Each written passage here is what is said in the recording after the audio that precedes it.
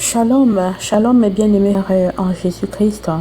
Je me réjouis en ce moment où Dieu nous permet de, de découvrir davantage sa parole, d'entrer en profondeur, d'évoluer, de progresser dans la connaissance de sa parole. Que cette parole, Seigneur, s'enracine en nous, que cette parole, Seigneur, prenne vie.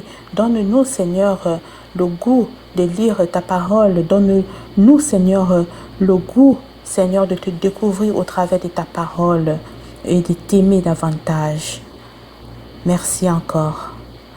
Nous allons continuer aujourd'hui avec le livre de la Genèse au chapitre 28. Isaac appela Jacob, le bénit et lui donna cet ordre. Tu ne prendras pas une femme parmi les filles de Canaan. Lève-toi, va à Padan Aram, à la maison de Bethuel, père de ta mère, et prends-y une femme d'entre les filles de Laban, frère de ta mère. Que le Dieu Tout-Puissant te bénisse, te rende fécond et te multiplie afin que tu deviennes une multitude de peuples. Qu'il te donne la bénédiction d'Abraham, à toi et à la postérité, et à ta postérité avec toi, afin que tu possèdes le pays où tu habites comme étranger, et qu'il a donné à Abraham. Et Isaac fit partir Jacob, qui s'en alla à Padan Aram, auprès de Laban, fils de Bethuel, l'araméen, frère de Rebecca, mère de Jacob et d'Ésaü.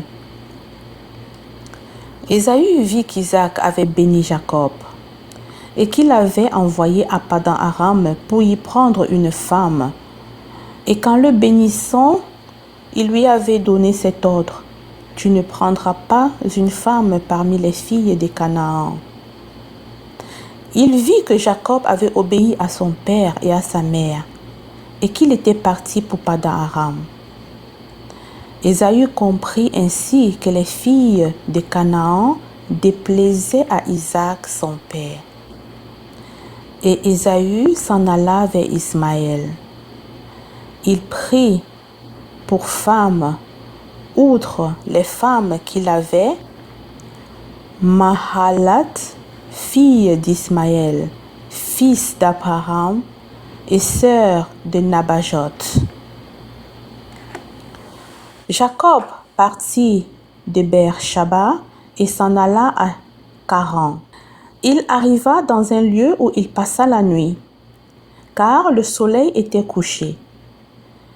Et il y prit une pierre dont il fit son chevet, et il se coucha dans ce lieu. Il eut un songe, et voici, une échelle était appuyée sur la terre, et son sommet touchait au ciel. Et voici, les anges de Dieu montaient et descendaient par cette échelle.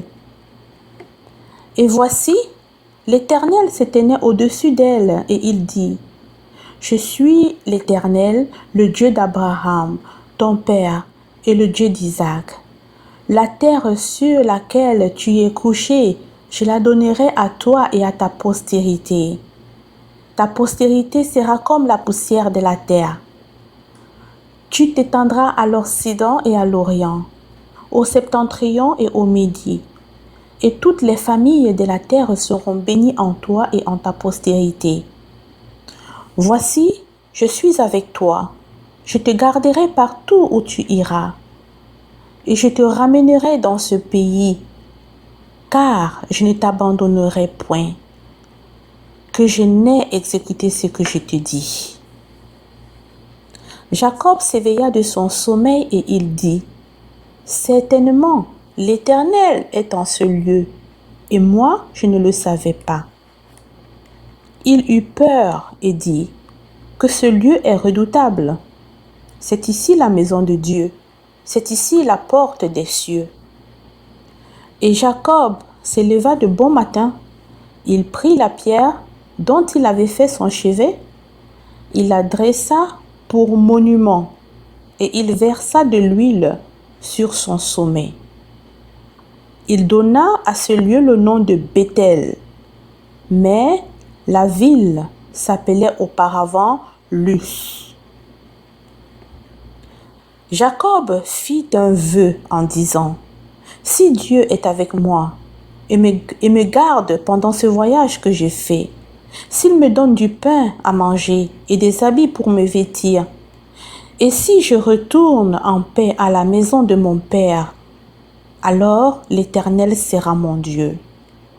Cette pierre que j'ai dressée pour monument sera la maison de Dieu, et je te donnerai la dîme de tout ce que tu me donneras. » Louange à toi, Seigneur éternel. Merci.